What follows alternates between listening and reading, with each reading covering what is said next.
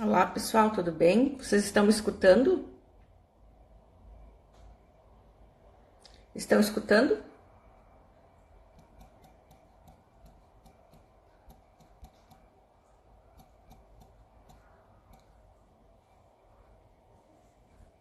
Eu não sei se o meu áudio tá. Ah, tá tranquilo então? Ah, então tá bom. Daqui um pouquinho a Silvia já entra também e a gente começa a nossa live de hoje.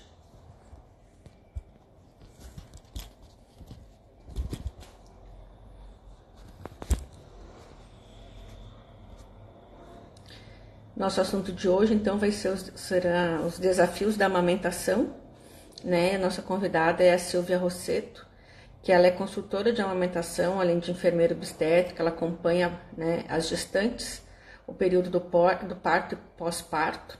Então, penso que ela tem bastante bagagem para estar aqui nos ajudando, né? Sempre a primeira semana da amamentação é a mais difícil, né? E muitas vezes a gente vai precisar de ajuda para conseguir que ela se mantenha e depois seja contínuo, né?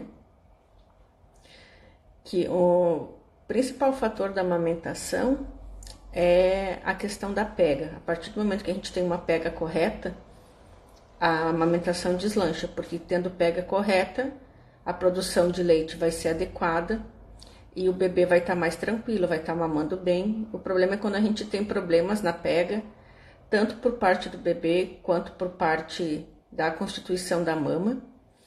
E muitas vezes a gente acaba tendo que desenvolver uma ajuda, né, para a mãe conseguir fazer o aleitamento materno.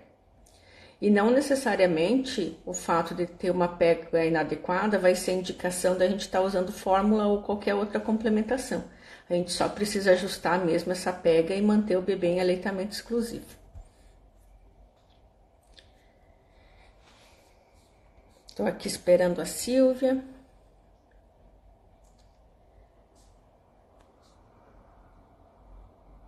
Vamos ver aqui onde é que ela está.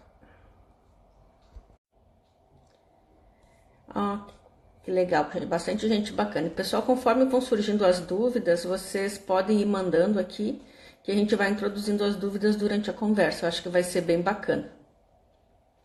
Temos bastante gente aqui, a Raquel Doula, que foi doula da minha irmã, a Andressa do Manas do Peito. Vai ter bastante gente para a gente estar conversando e até trocando uma ideia, né, sobre as condutas em relação à amamentação.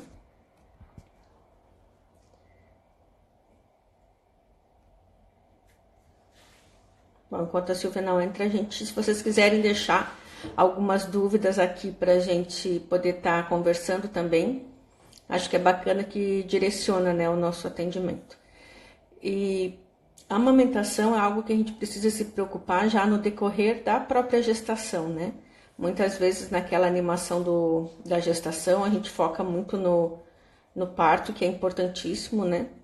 Mas muitas vezes esquece de se planejar para essa primeira semana que vai ser a mais difícil e muitas vezes pode até se sentir desamparado ou até um pouco impotente frente aos desafios da primeira semana, mas é algo que depois se ajusta e vai dando tudo certo. Vamos ver se eu acho aqui ela para mandar.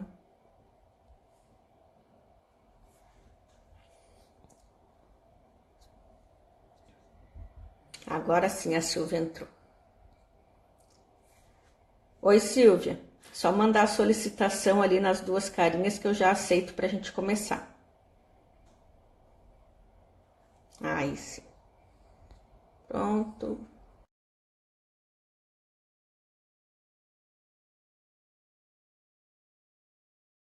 Tá conectando, acho que agora. Sim, agora sim. Tudo bem? Aê! Oi. Seja Agora, bem-vindo ao Pediatra Fora da Caixa. obrigada, E, seja bem-vinda ao meu Instagram também, Flávia. então, Silvia, na tua experiência, né, que eu sei que é uma vasta experiência, quais têm sido os principais desafios da amamentação nas pacientes, né, que você acompanha, que você consegue, né, toda essa parte bonita de acompanhar a gestação acompanhar o parto e depois continuar no acompanhamento da amamentação. E quais são os principais desafios que surgem, né, nesse período, tanto da gestação, parto, puerpério, em relação à amamentação propriamente dita?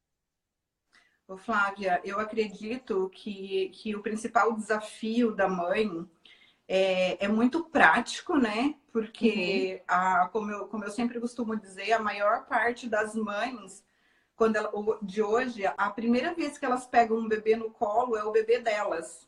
sim. E como a amamentação não é algo assim tão plugado como a gente pensa, né? Um peito, uma boca e plugue, Uhum, a gente precisa ter técnicas, às vezes, além daquela coisa instintiva, amorosa, a gente precisa muitas vezes ajudar esse bebê a fazer a pega.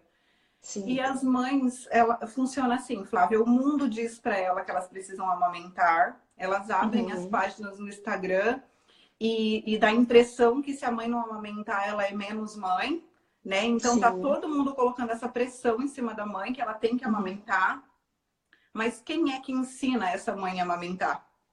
Quem é que acolhe essa mãe, ensina ela a pegar o bebê, ensina ela a colocar sim. esse bebê para mamar? Então Uhum, eu acho que o principal desafio da mãe hoje é aprender a amamentar, porque ela ouve falar que tem que amamentar, que ela precisa falar, ela lê, ela sabe a importância, mas uhum. ninguém vai lá ensinar ela a amamentar. Eu E há uma costumo. forma da gente se preparar na gestação para que esse processo da Exato, primeira semana seja mais prático, mais exato. fácil, né? Conhecer a A gente sabe que o pojadura. bebê, quando nasce, ele vai ter aquele instinto de amamentar, mas ele muitas vezes pode não fazer uma pega correta, é isso? Exato, exato, exato. Ele vem, na maioria das vezes, eu sempre digo assim, o bebê ele nasce com aquela pega bonitinha, sabe? Lá na sala de Sim. parto, a gente sempre vê a pega dos sonhos. Você olha e fala, meu Deus, Uhum. que linda essa pega, né?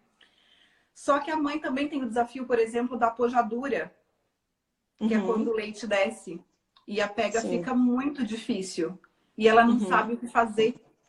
Aí ela acaba dando o peito pro bebê muito cheio e acaba fissurando o bico. E como que a gente pode estar, então, nos preparando nessa parte da gestação para a questão da amamentação? Precisa ser feita alguma coisa? Sim, eu acho que toda mãe merecia passar por uma consultoria antes da amamentação para poder se preparar. Uhum. Sabe por quê, Flávia? A gente Sim. encontra muita informação fragmentadas na Uhum. internet.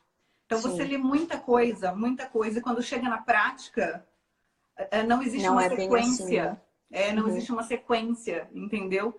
E fazer essa consultoria antes nos dá a segurança de saber como eu tenho que segurar esse bebê, como que eu tenho que colocar ele para amamentar, como vai ser o desafio do período da maternidade, onde os Sim. bebês mamam com muita frequência. E se essa mãe não for orientada, ela vai achar que o leite dela é fraco, que não está Uhum. sustentando, porque ninguém contou para ela que o bebê tem um estômago muito pequenininho e que vai realmente Sim. amamentar com muita frequência, né? Então ali ela já começa a se sentir hipotente, né? Eu não estou Uhum. fabricando a quantidade de leite que o meu bebê precisa, quando na verdade ela não precisa, né? Aquele colostro é suficiente. A diferença é que o Sim. bebê vai mamar com mais frequência.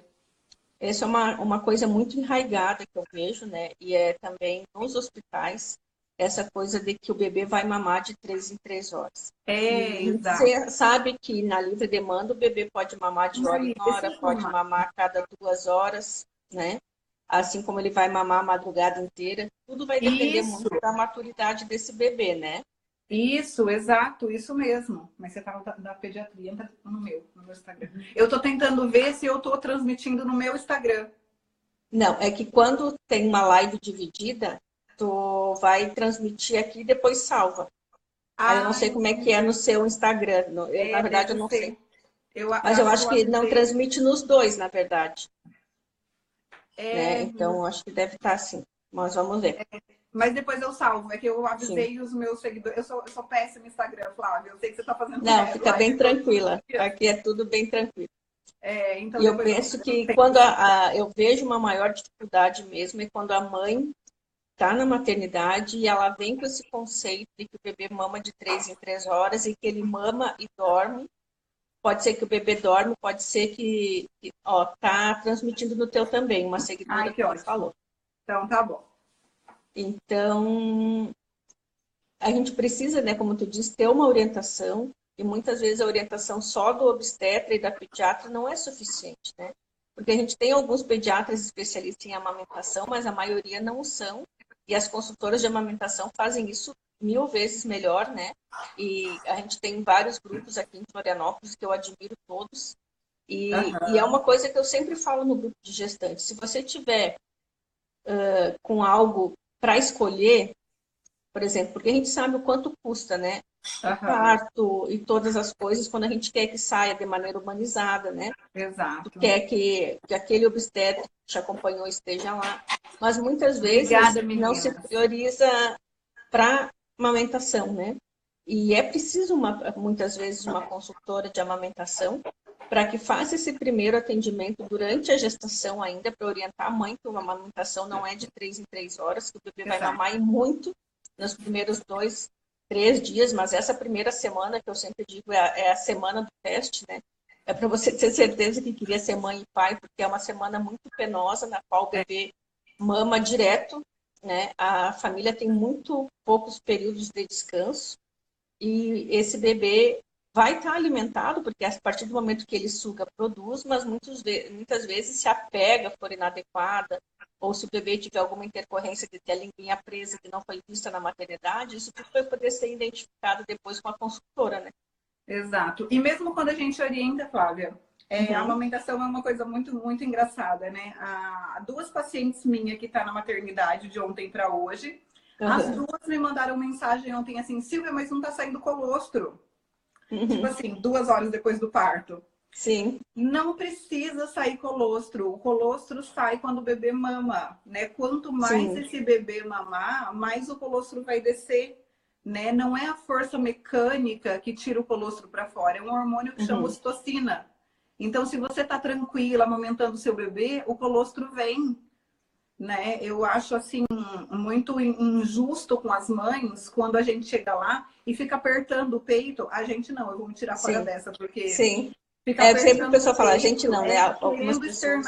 querendo externar o colosso dessa mãe, às vezes deixa a Uhum, mama da mãe roxa, né? E uhum, ninguém explica que não é a força mecânica que tira o leite para uhum. fora.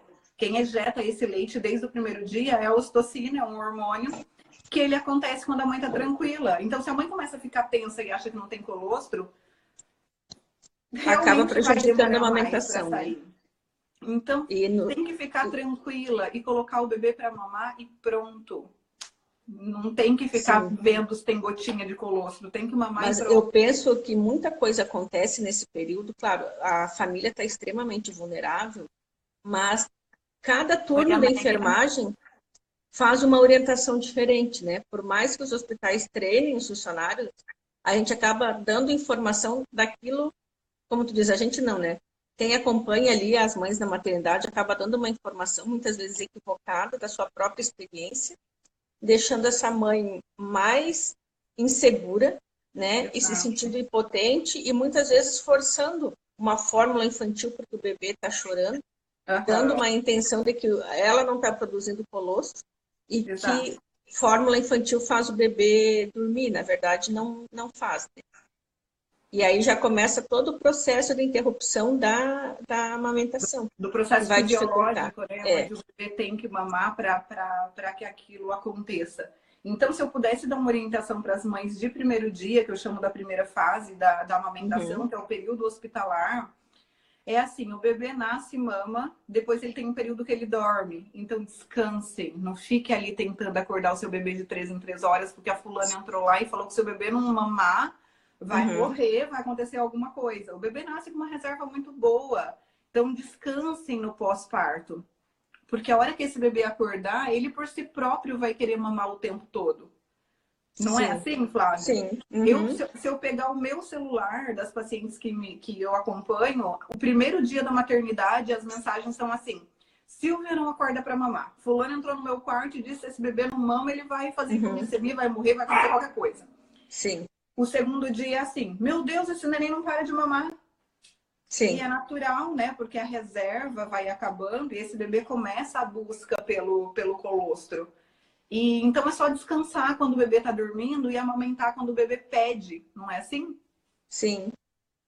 seguir a fisiologia do bebê, né? Exato. Muitas vezes a gente tem essas regras, o bebê dorme 18 horas, ou o bebê tem que tirar sonequinhas, e aí a gente acaba entrando numa noia de querer estabelecer uma rotina externa e, na verdade, o bebê ele é tão perfeito e a maternidade e o pós-parto é tão perfeito que acaba alterando a fisiologia do bebê e aí causando um problema, né? Uma iatrogenia, como a gente chama, né?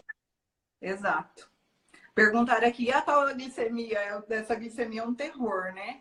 A mãe entra lá no teu quarto e fala assim, ó, se o bebê não mamar, vai fazer uma hipoglicemia. Né? Se não mamar, nós temos bebês de risco para isso, hipoglicemia, né? Que isso. são os prematuros, os Exato, bebês muito Flávia. pequenos ou os bebês muito grandes. Exato. Todo bebê a termo, adequado para a idade gestacional, ele tem uma reserva de glicose que foi gerada no último trimestre da gestação. Isso aí. Que é para aguentar essa produção do colostro e a descida do leite após a pojadura. Exato. Então, o bebê, nas primeiras 24, 48 horas, ele tem essa reserva no fígado e o corpo vai usando ela, por isso que ele dorme, nesses primeiros 2 dias. Então, os bebês que são de risco, eles já ficam com o exame de glicose na maternidade. Geralmente, o primeiro exame é com 2 horas de vida.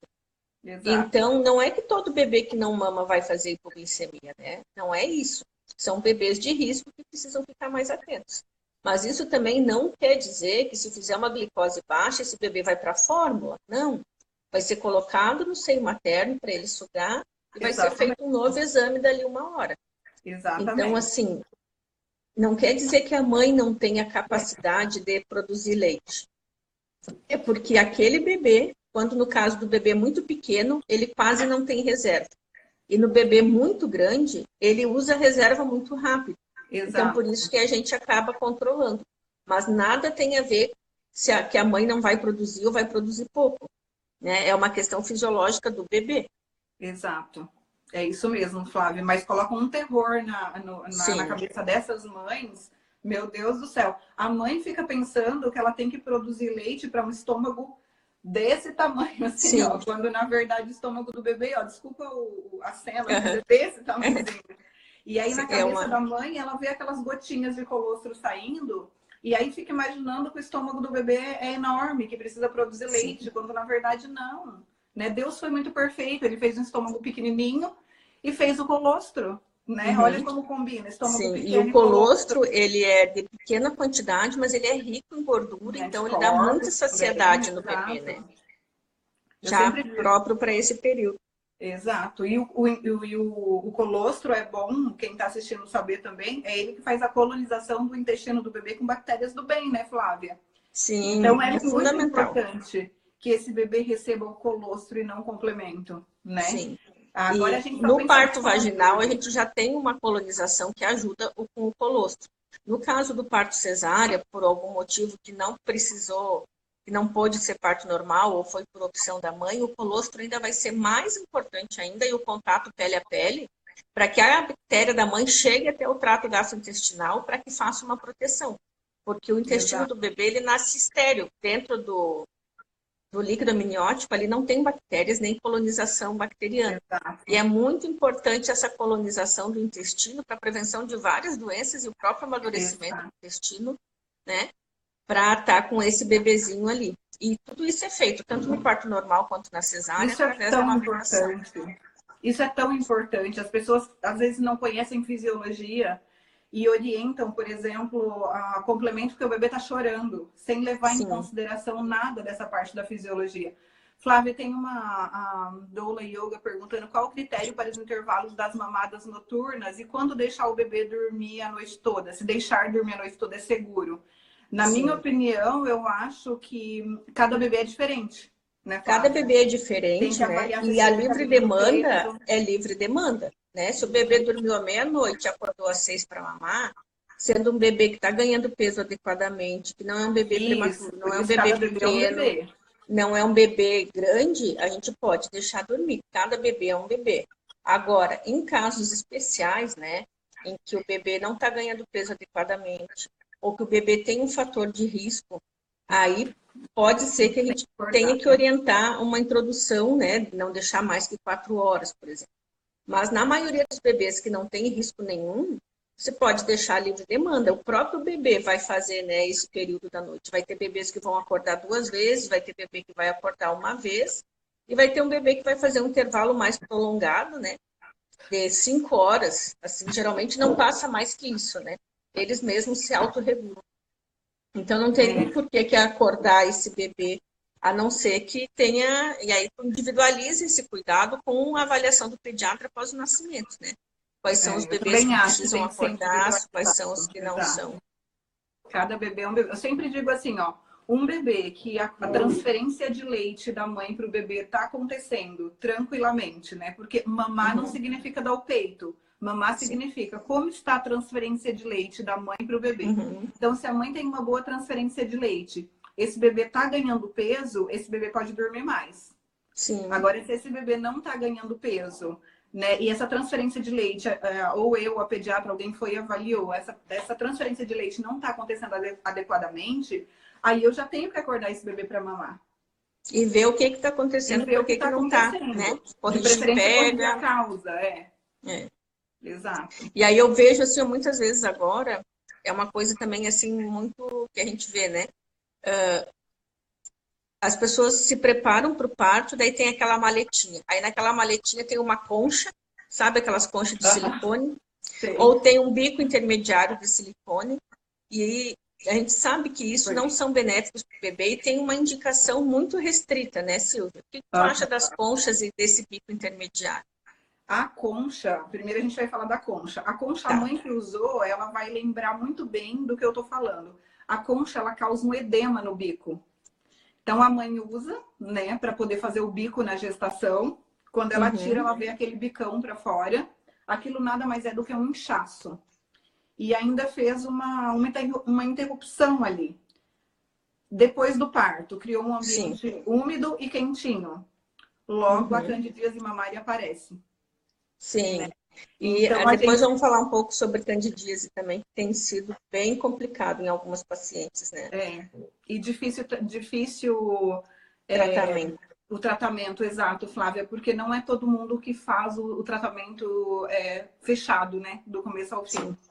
Às vezes passa uma pomadinha, aí dá uma Uhum. melhorada, volta e não completa o ciclo, né? Então, as Às conchas, vezes o elas não são profissional. indicadas nunca, né?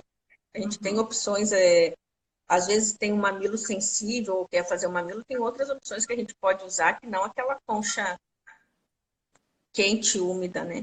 Não, o ideal é usar o Donuts mesmo. Vamos voltar ao nosso antigo SUS, que isso eu falo que vale para o Sim. particular. A única coisa que a gente traz do SUS que realmente funciona.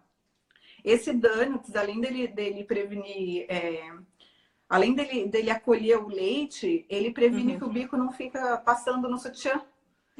Então é Sim, é que é ótimo, é incômodo, excelente, né? permite transpiração e tal. Esses dias me perguntaram um negócio, quem vende absorvente, por exemplo, ecológico, vai me matar. Mas assim, para mim não tem diferença o absorvente comprado na farmácia ou o absorvente ecológico. Os dois geram um ambiente quente e úmido, né? Então o Donuts ainda continua sendo a melhor opção. E Hoje a esse gente acha donut, ele é pronto, feito com né? uma toalhinha, né? Enrola ela Isso, e faz tipo um círculo de tecido aberto, né? isso. Lá no meu Instagram, na bolinha lá que tem amamentação, o primeiro vídeo é mostrando um Donuts. Ai, que Aí joia. Isso como é ele bom para fica no elas verem também, peito. né? Que eu acho não, tenho certeza, é o que é melhor para proteger o bico e acolher o leite. Porque Sim. não gera esse ambiente quente e úmido. É Né? porque isso é propício mesmo, né? À proliferação de fungo e a candidíase mamária. Para as mães que estão aqui entrando, a gente está conversando, né, sobre a questão ali do preparo para amamentação e amamentação inicial. A candidíase mamária, ela é extremamente difícil o tratamento, né? E dá vários sintomas na mama, desde dor para mamar, a mama, o mamilo fica mais vermelho, né? Pode ter lesões, fissuras ali naquele mamilo. E pode acontecer aquele fenômeno de Renault, né? Quando dá Isso. uma vasoconstrição e fica bem branco o mamilo, com uma dor importante, assim.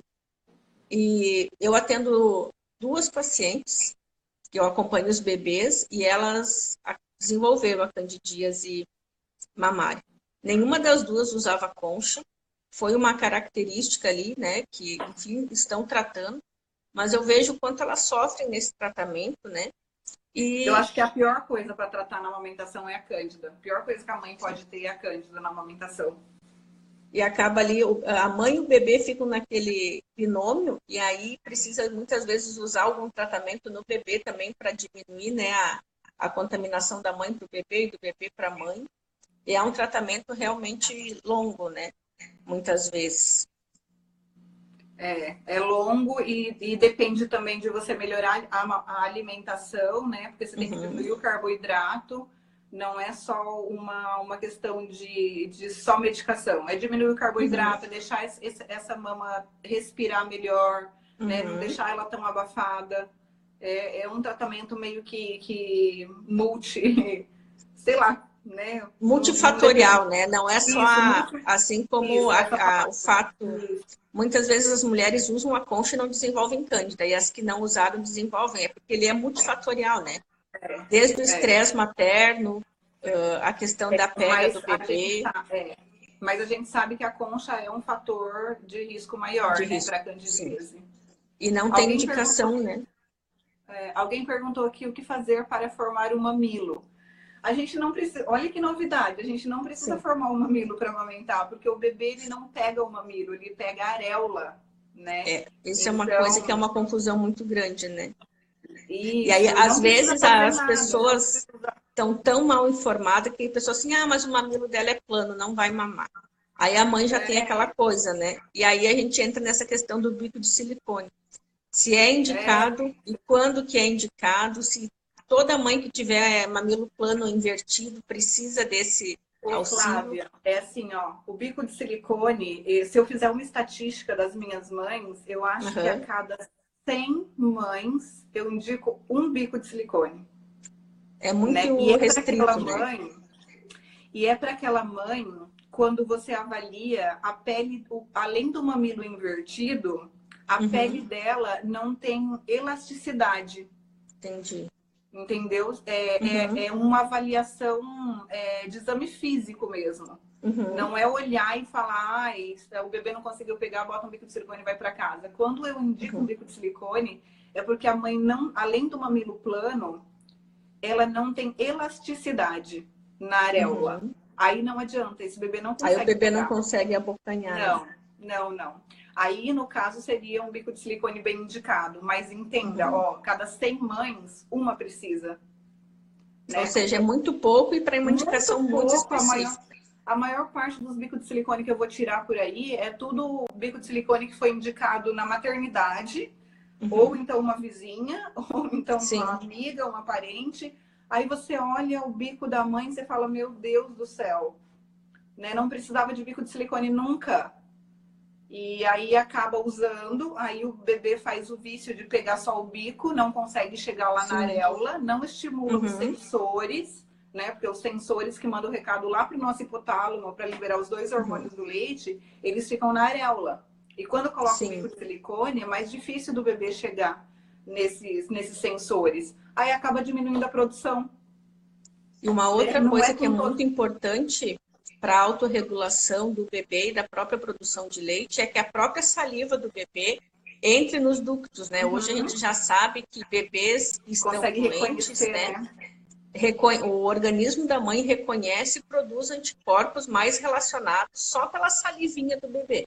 Então, o Isso é bico de lindo. silicone ele impede também, né, que essa saliva faça a Exatamente. retroalimentação e o contato do bebê ali, para bem que tu falou, daí aquela estimulação cerebral que é dependente da sucção, do contato pele a pele, da contato da língua, não é feita, né? E é interrompido por aquela barreira de silicone que está ali. Exato. Só reforçando o que a Flávia falou, gente, é muito importante esse contato da pele, da saliva do bebê na areola, né? Porque absorve, o organismo consegue reconhecer até se essa criança está gripada para produzir Uhum. anticorpos específicos para esse bebê. Olha como é lindo, né? Por isso Sim, que a eu estou repetindo o que a amamentação é uma Flávia falou, coisa. porque isso é muito lindo, né? A alimentação é mesmo incrível, né? Tem alguém perguntando aqui sobre os cuidados com a síndrome de Raynaud. Geralmente a médica, a pediatra ou a mastologista prescreve medicação, tem medicação que melhora, mas isso tem que ser Uhum. avaliado, né, Flávia? O nível, o Sim, grau da síndrome de Raynaud. E aí, dependendo do caso, tem que tomar as medicações, e dependendo, nem precisa. Varia sim, muito, né, Flávia? varia muito. Varia muito. Porque o Eu não próprio sei se você tratamento está da candidíase conseguindo. vai diminuir o fenômeno. Eu não sei se você está conseguindo ler as perguntas do meu, acho que só as do teu, né? Não, tá aparecendo para mim. Aham. Ah, Só tá, que então passa ótimo. meio rápido. Eu tava até Magali, passando sua aqui. Ó. linda, após a introdução de fórmula, é possível remover 100%? Olha a quantidade de leite que Sim. você me mandou aquele dia, que coisa mais linda do mundo. É só começar a acontecer aquilo todo dia que a gente vai tirar essa fórmula, né, Flávia? Isso é uma pergunta bem bacana, assim, às vezes, por algum fator ou por alguma intercorrência do parto, que a mãe precisou muitas vezes tomar mais medicação, ou por um estresse diminuiu a produção de leite, acabou se introduzindo uma fórmula, isso não quer dizer que é uma sentença para a amamentação. A partir do momento que o bebê começa a sugar e começa a fazer a livre demanda, a gente Vai quebra diminuir com a isso e fórmula, né? depois vai diminuindo a fórmula e muitas vezes aumentando a produção, pode ser substituída a fórmula por leite materno ordenhado até que a Exato. mãe Tem a possa segurança, né? estar sempre ali. E aí vem muito dessa coisa de que o bebê tem que mamar de 3 em 3 horas, porque há 20 anos atrás a amamentação chegou num nível tão baixo que as pessoas só davam fórmula infantil. E a fórmula realmente é dada de 3 em 3 horas, porque é o tempo que leva para essa proteína do leite de vaca ser digerida. Mas o leite materno se digere em 30, 40 minutos.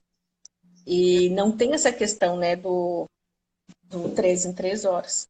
E a fórmula introduzida, ela pode ser retirada, assim, não é uma sentença de morte para amamentação, não. Mas aí vai precisar E de um uma. acompanhamento especializado, né? Ô, Flávio, eu estava hoje tomando banho, pensando na nossa live, Uhum. e aí eu fiquei lembrando desse negócio da amamentação mista, que é o leite Sim. materno com a Uhum. fórmula, né? Sim. Tem mãe que tem pouco leite mesmo. A gente não Uhum. consegue definir exatamente o que acontece com essas Uhum. algumas mães que produzem uma quantidade menor. Muitas vezes não é falta de estímulo. Às vezes esse bebê fica o dia inteiro no peito e essa Uhum. produção não aumenta. Muitas vezes é física, né? A gente precisa tomar Sim. água, a gente precisa descansar. Outras vezes é por fator hormonal, não Uhum. importa. Porém, tem uma coisa muito importante que quem está assistindo e todas as mães deveriam saber. O Sim. nosso leite, se a gente comparar o leite de uma brasileira com o leite de alguém lá na África, como você mesma disse naquele curso que a Uhum. gente estava juntas, por Uhum. último, gente, é a mesma característica, não existe leite fraco. Né? O Sim. nosso leite tem a mesma característica, independente da mãe que se nutre bem ou a mãe que não é nutrida, esse leite continua forte para o bebê. Porém, Uhum. tem mãe que produz menos leite, né, em quantidade. E aí ela Sim. fala assim para mim: ah, Silvia, eu não estou produzindo a quantidade de leite, eu já estou na fórmula, então vou parar de amamentar. Aí eu falo: Ah, é da dona. oi? Como assim? Não é porque você tem pouco leite ou está com uma quantidade reduzida nesse momento que a gente tem que parar a amamentação. Sim. 1 ml de leite, 20 ml de leite, a gente tem propriedades ali, meu Deus, que a gente não vai encontrar nunca numa fórmula. Então, entenda, o aleitamento exclusivo é o melhor, é o que a gente busca sempre para esse Sim. bebê. Mas se você precisar fazer aleitamento misto, você ainda está muito bem, é muito melhor do que deixar de dar o peito, porque agora eu entrei com fórmula, então meu leite Sim. ficou pouco. Não, gente, pouco de leite materno é muito melhor do que Do que muito não leite de leite materno, fórmula. né? Sim. Exato. Até Então, porque, a como tu gente tem falou, que né? pensar nisso. Sim, é fundamental. O aleitamento, se for tiver que escolher, né, entre fórmula Entre e um misto. aleitamento misto, é Isso. melhor o misto, Isso, né? claro que a gente sempre espera o aleitamento materno exclusivo. A maioria das nossas mães fazem aleitamento exclusivo, né? São bem Sim. minoria mesmo que entra com fórmula, principalmente no nosso pré-natal, que as pacientes Uhum. passam pelo perrengue do início Sim, que toda mãe passa, quem é do nosso pré-natal que tá aí sabe. sim. Amamentar não é fácil, mas depois Não, não acaba é. ficando com aleitamento exclusivo, entendeu? A Uhum. maioria de 90, 95%, às vezes até mais, é, fazem aleitamento exclusivo. Mas uma mãe Sim. ou outra que não conseguiu fazer o aleitamento exclusivo, que seja misto. Mas não me fale assim, ó, vou parar de amamentar porque meu leite está pouco. Não, gente, É não assim como tem pode. característica de mães, assim, ó, que às vezes ela acha que o leite dela é pouco, mas o bebê, porque ela não consegue esgotar. Há também uma crença nessa questão de que a pessoa que produz leite vai produzir em 1 litro a mais por dia para poder esgotar. Muitas vezes a mãe tem leite adequado para aquele bebê, o bebê está ganhando peso, mas às vezes ela vai esgotar e não sai. Mas Não, isso não mas quer dizer que o leite seja pouco. Assim como vai ter é, mulheres que vão esgotar 1 litro de leite por dia. Mas exato. isso é característica de cada mulher, né? E principalmente quando a gente usa a bombinha, que a gente fala assim, ó, o bebê tá ganhando peso, tá super bem, só que quando eu uso a bombinha não sai leite. Gente, é Uhum. normal, olha a relação de amor e afeto que você tem pelo bebê, a quantidade de ocitocina que você libera quando você tá amamentando.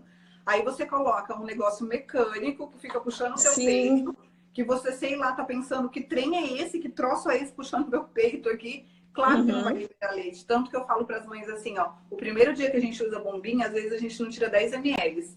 Quando você começa a ficar amiga dela, meu Deus, dali um pouco tira 100 Começa, ml. né? Porque a gente tem que entender, as mães têm que entender que quem libera o nosso leite é um fator psico-neuro-hormonal, né? Então, o meu Uhum. Isso é psique, fundamental. a minha psique, que é o fato de eu estar tranquila, gerando amor por aquele bebê, que libera o neuro, que é o sistema neurohipófise, que depois Uhum. libera o hormônio, que é a parte hormonal, né?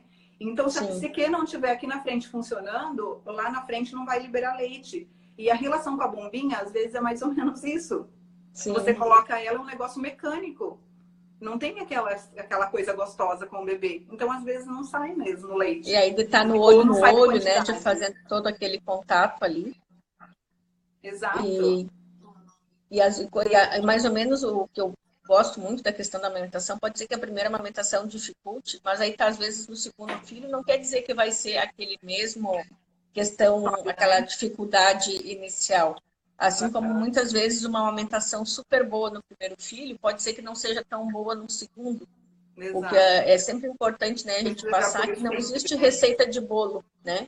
Que cada abdômen, mãe e filho é diferente.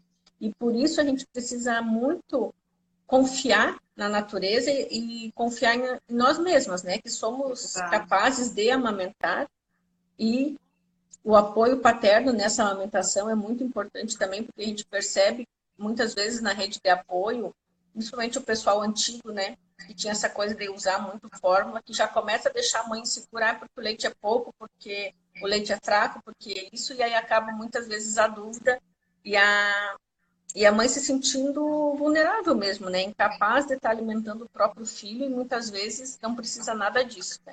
É. Ô, Flávia, a Magali, que é mãe dentista, né? Ela tá nos Uhum. falando que eu vou te convidar para fazer uma live comigo, Magali, a Flávia. Ela tá passando uma informação muito importante aqui. Ela tá dizendo Sim. assim, ó, que o ato da sucção estimula o crescimento mandibular, palatal, desenvolve os seios nasais, estimula a respiração do bebê e até os ossinhos do ouvido, desenvolvendo melhor a audição.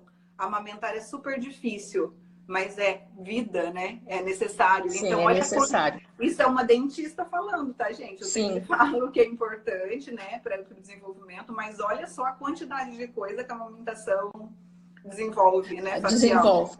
E Faz aí um é curso sobre importante a isso, gente Magali, que a ter gente vai compartilhar. isso. E é importante até a gente avaliar essa questão orofacial, né, no momento do nascimento, o pediatra, Exato. ver se há alguma questão de o queixinho mais para dentro, que a gente chama de micrognatia, que muitas vezes dificulta, né, a, a, a produção da língua para estar apertando ali a auréola, alguma tensão Flávia, dos músculos faciais. para orientar a amamentação, você tem que conhecer muito fisiologia, muito de anatomia, muito de Sim, endocrinologia. Não adianta a gente virar consultora, colocar o bebê para mamar, virar as costas e ir embora, né? sim. O que você está falando, o que a Magali está falando, olha quanta Uhum. coisa. E a gente, porque muitas vezes assim a pessoa, mas ele não está mamando, não pega bem, daí coloca um bico de silicone que não tem Uhum. indicação. Se Aí tu a mãe consegue agradece, notar, acha né, ótimo. a Uhum. dinâmica orofacial ali, talvez tu mude a posição do bebê, né? A posição que ele está Oi, mamando, talvez a Thiago, seja deitado não seja bem-vindo. melhor. Então, tudo isso interfere, né? Então, uma boa avaliação tanto da questão orofacial quanto de toda a dinâmica da amamentação tem que ser vista antes da introdução de qualquer fórmula ou qualquer E instrumento, a né? própria literatura nos diz também que todo bebê ele nasce um pouco retrognata, né? Para facilitar a Uhum, passagem do parto, na verdade. Todo bebê ele tem um sim. intestino um pouco mais para trás. E ele vai Uhum, desenvolver essa parte da anatomia trabalhando os grupos musculares que a amamentação propicia, né? Que é sim, olha que show. infinitamente maiores. Uhum, Essa parte de avaliar a mamada, na hora do parto lá, sempre as minhas pacientes nascem, eu já coloco para mamar. Às uhum, vezes a Natália olha e fala, Silvia, você tira e coloca esse bebê 10 vezes para amamentar. Eu falo, Natália, enquanto esses músculos não estiverem trabalhando de forma uhum, perfeita, eu não vou deixar esse bebê memorizar aquela pega fazendo um buraquinho na sim. bochecha, aquela Uma boquinha pega para inadequada, dentro. né? Exato, se for preciso, eu tiro 5 vezes, mas esse bebê vai memorizar uma pega de excelência na primeira mamada, né? Até Porque é porque ele muito não suga, importante. né? Ele tem os músculos ali, mas dentro da barriga ele não suga, ele vai. Sim, ele tem que. A gente tem que ensinar ele a sugar. Ensinar é mostrar para ele, ei, bebê, você não tá fazendo certo agora, vamos fazer bonitinho. E aí ele vai memorizando, assim como ele memoriza a errada. O bebê fez 2, 3 mamadas trabalhando grupos de músculos errados, né? Sim, Ou em quantidade menor, que é o uhum, palato, isso aqui, não isso aqui. sim, Ele acaba memorizando e é super difícil corrigir essa pega depois. Né? Se uhum, a gente for ver a estatística dos bebês que nascem e a gente já coloca para mamar observando isso, essas mães amamentam muito melhor. Né? Ela tem aqueles perrengues da pojadura, disso ou daquilo, mas o sim. bebê vai e mama muito melhor. É uma coisa assim que ainda bem que cada vez mais a gente está atento à amamentação, né? E tem pessoas super capacitadas para estar orientando realmente essas mães, né? Exato, é isso que a gente está precisando mesmo, Flávia, de profissionais capacitados, porque profissionais tem muitos, Sim, mas nem todos são capacitados, né? Porque hoje em dia, querendo ou não, a profissão de amamentação, você vai ali, faz um cursinho de um dia e já vira consultora. Hoje, uhum, uma paciente me perguntou isso, Silvia, mas tem que ser, não tem que ser enfermeira? Eu falei, não, não tem que ser enfermeira, pode ser, qualquer pessoa pode ser consultora de amamentação, né? Mas que essa pessoa entenda no mínimo de anatomia, fisiologia e endocrinologia, ou né? que tem uma, assim, que tem uma formação adequada, né? É Exato. Tem muitas independente, fonos assim, boas, Flávia. sim, Tem muitas fonos boas. Tem pessoas que não são da área que são boas também. A gente conhece, a gente sabe que tem sim, gente por aí que não é da área que é boa. Né? sim, Eu sou super fã da Daisy, da uhum, Mamãe Nasceu Assessoria. A Daisy é advogada e ela é ótima. sim. Só que Eu gosto estuda, muito né, da Andressa Flávia? também, do Manas do Peito, e ela Sim, também sim, a não é da área Andressa é da ótima saúde, mas é também. uma consultora excelente porque tem uma Sim, boa sim, sim. formação, Eu né? fiz um post esses dias, até citei a Andressa Uhum, e a Daisy, porque eu sou uhum, super fã, são pessoas que pegaram o negócio para si e foram estudar e foram sim, atrás e hoje ensina a mãe com base fisiológica, né? uhum, Conhece a parte da amamentação de verdade. O que é difícil, que eu vejo, que é até um desabafo, são mães que eu pego por aí, que já passou por um monte de consultora, uhum, que colocou o neném para mamar e foi embora, né? Que sim. vendeu sessão de laser para essa paciente, 10 sessões de laser. E vai fazendo um laser um atrás do outro, enche o bolso, né? Quando na verdade não corrige a causa. Isso é uma Eu sou questão, até acho que não resistente é para isso fazer dentro, laser. não é só dentro da consultoria de amamentação, acho que em todos os setores, né? A gente É, tem profissionais muito bons, mas é, tem profissionais também que se aproveitam da nossa vulnerabilidade, né? Aí é importante saber sempre pesquisar é, como que é o trabalho daqueles profissionais que você vai contratar. Isso serve para tudo, né? Tanto para quem isso vai quem montar decide é a móveis mãe, na né? tua casa ou instalar um Exato, ventilador. A gente exato. precisa saber se a pessoa sabe fazer as coisas direito, Uhum, né? exato. Mas a mãe, ela nunca vai saber, não. Ela vai decidir, ela vai chamar, porque na hora ela tá carente, e aí alguém Sim. indicou, ela vai lá e chama. É sempre assim. Essa paciente, inclusive, que é o meu desabafo aqui, ela é médica. Uhum. E ela passou, coitada, um perrengue. Mas, enfim. Né? A amamentação é E difícil mesmo, é gente. Tem difícil. paciente que é minha, que às vezes não dá certo. né? A Sim. amamentação não é fácil. Eu não posso falar assim, 100% das minhas mães amamentam. Não, eu tenho uma ou outra que não consegue. Porque muitas vezes não depende só do meu conhecimento. Sim. Não depende só É de mim, ou só da multifatorial, né? mãe. Uhum, é multifatorial, exatamente. E a Tem exaustão é os uma coisa bebês. incrível. Exato. Mas que tem que saber muito, tem. Uhum. Né? E a questão dos principais desafios dessa primeira semana, além da privação de sono, né? Que o bebê acaba mamando muito mais nessa primeira semana, até que ocorra a pojadura e tudo, né? Mas depois o próprio bebê vai se regulando nessa questão do sono, Exato, no aumento das exato. mamadas, né? Eu sempre Qual que é a digo tua assim, ó, experiência nessa primeira semana? se a amamentação der certo, não se preocupe com mais nada. Tudo o resto vai dar. O sono do bebê vai Sim. regular, tudo vai regular, né? O que importa é que essa mãe consiga ou aprenda a fazer uma mamada com transferência de leite, uma mamada efetiva, onde esse bebê vem para o peito Uhum. para mamar e não para dormir. As minhas mães sabem disso, que eu sou chata, né? O neném Uhum. tem que aprender a fazer mamada ativa e não passiva. Esse bebê tem que vir para o Uhum. peito e mamar. A partir desse momento, a transferência de leite acontece, a mãe amamenta e o sono, gente, olha, caminha junto. Não existe Sim. sono sem mamada efetiva, não. E a gente percebe assim nessa primeira semana os sinais de que o bebê pode não estar fazendo, né, uma mamada efetiva ou uma transferência de leite adequada, quando diminui as vezes que o bebê faz xixi ou o bebê parar de fazer Isso, xixi. contagem A das mesma fraldas. coisa é o cocôzinho, né? O bebê que não está evacuando logo após o nascimento, 2, 3 dias depois, diminuir essa frequência. Não é só o choro que vai identificar para a gente uma mamada inefetiva. Muitas vezes o bebê até nem chora, mas não está fazendo Exato, xixi, não está fazendo cocô, e exato. quando vai avaliar não ganhou peso, ou até continua perdendo, ou ficou amarelinho, desenvolveu icterícia. Então tem sinais indiretos, né, para a gente avaliar essa questão também da produção de leite. Mas aí muitas vezes está Exato. relacionado, muitas vezes, a uma pega inadequada e alguns outros fatores da própria mama da mãe, né? A maioria das vezes é a pega, Flávia. A maioria das vezes, quando a gente vê um bebê que não está ganhando peso, é porque Uhum. a pega não está adequada, os sensores não estão sendo alcançados, e sem Sim. esses sensores serem estimulados, não existe um recado que chega lá no nosso hipotálamo para liberar prolactina e ocitocina. Não adianta. Então, a pega é o principal. Ó, tem uma galinha aqui que está sendo super jóia na nossa live. E ela falou que é muito difícil mesmo, né? E pelo que vivi, os pediatras não estão preparados para orientar as mães. E isso é uma realidade, muitas vezes, né? Dependendo do profissional que tu escolher, se não for alguém que apoia realmente o aleitamento materno, ou que pelo menos estude a questão, muitas vezes vai introduzir uma fórmula de qualquer jeito, porque é mais fácil, né?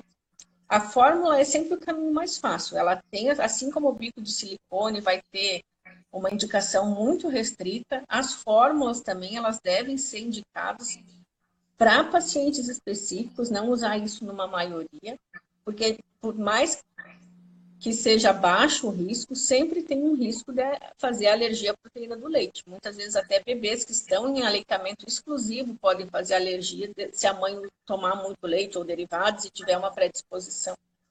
Então, eu sempre encaro assim, a fórmula infantil como um remédio, né? Para Se entender for como que ela preciso funciona. mesmo. Se for Exato. preciso, a gente vai prescrever, mas tirar o quanto antes, né? Ela, claro, tem indicações absolutas do uso de fórmula infantil contra indicação do leite materno, no caso das mães HIV positivo, não pode arrancar.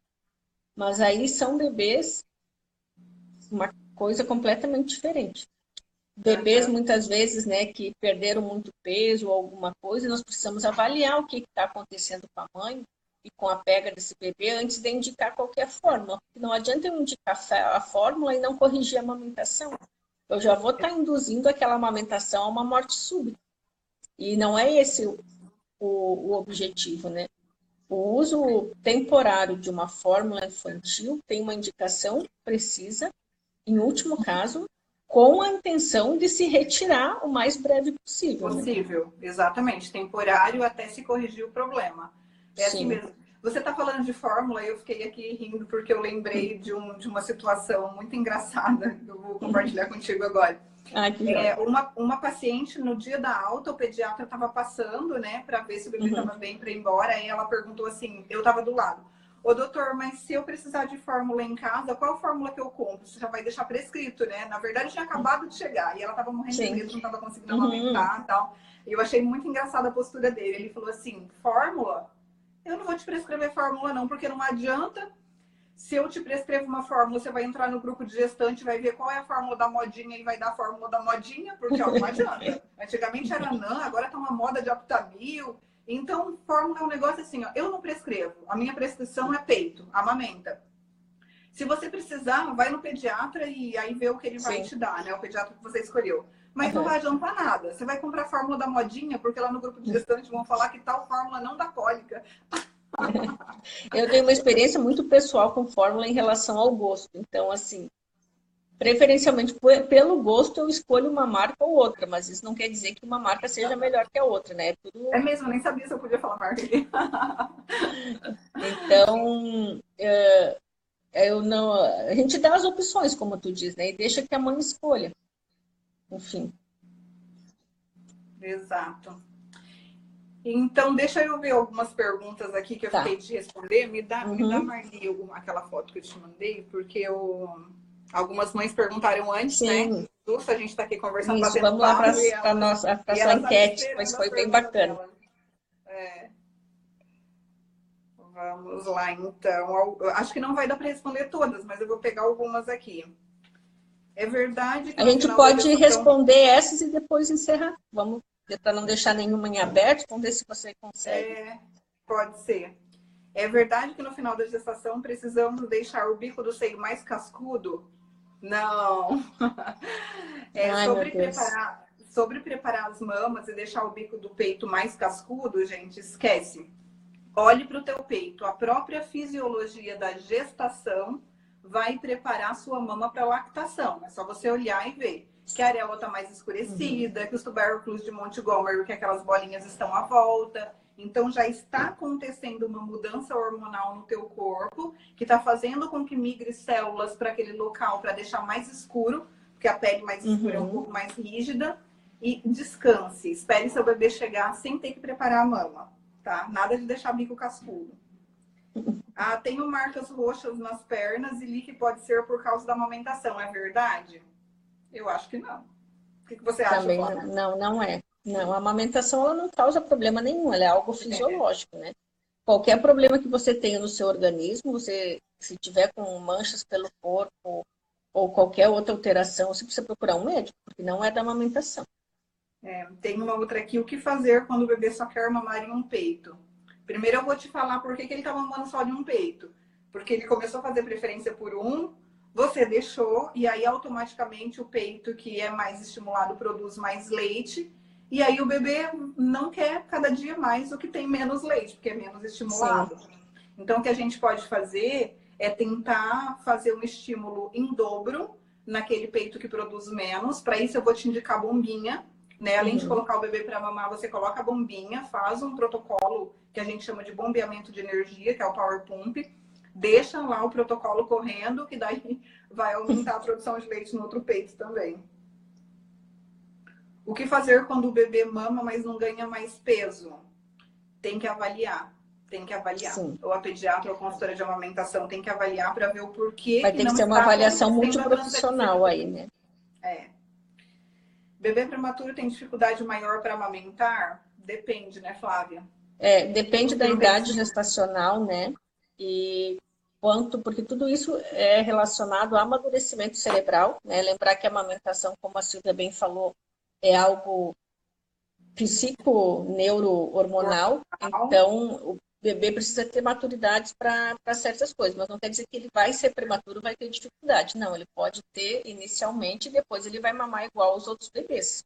Ele vai se estimular e vai ser adequado. Não é porque o bebê prematuro que ele não vai ser amamentado. Pode ser amamentado sim, vai depender muito da idade gestacional mesmo do nascimento, pois os bebês eles só têm reflexo de nascimento a partir de 34 semanas, né? Então, se é um bebê muito prematuro, ele vai ter que depois aprender todos esses reflexos.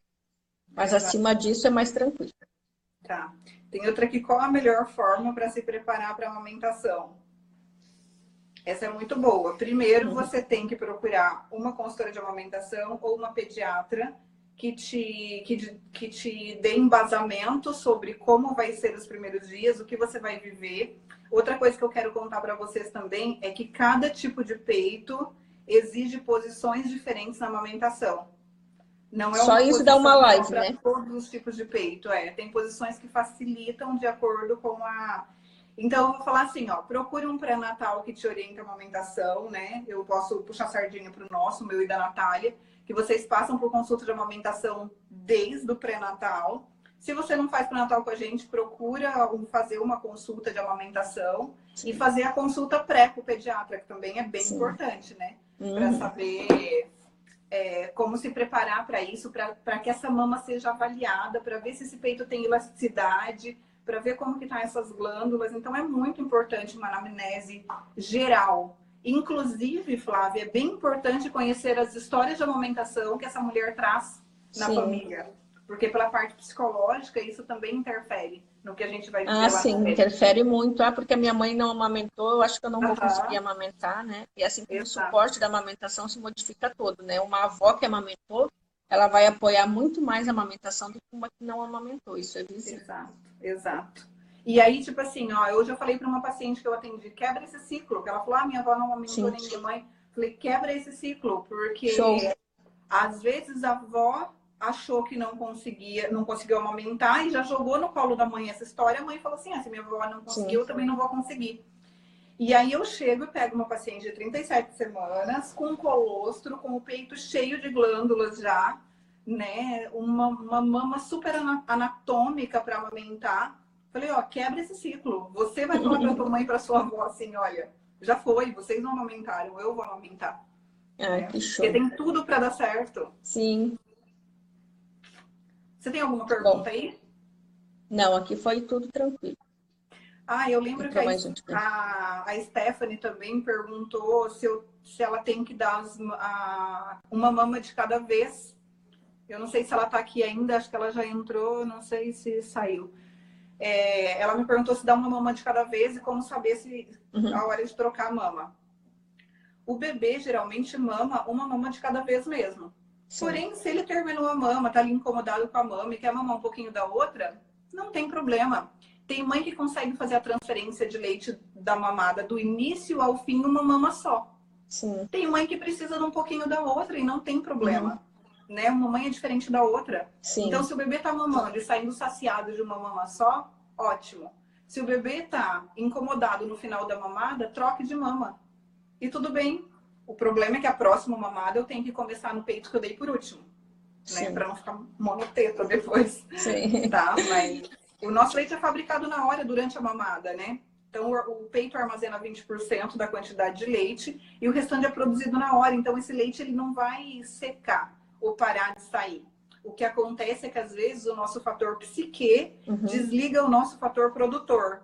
Sim. Né? Que é o FIP que a gente fala, que é fator inibidor de prolactina. E a gente liga o fator inibidor de prolactina enquanto o bebê está mamando ainda. Às vezes eu pensei em alguma coisa que não está muito legal. Pronto, eu liguei o FIP, que é o fator inibidor de prolactina, porque eu cortei o processo de amamentação. Aí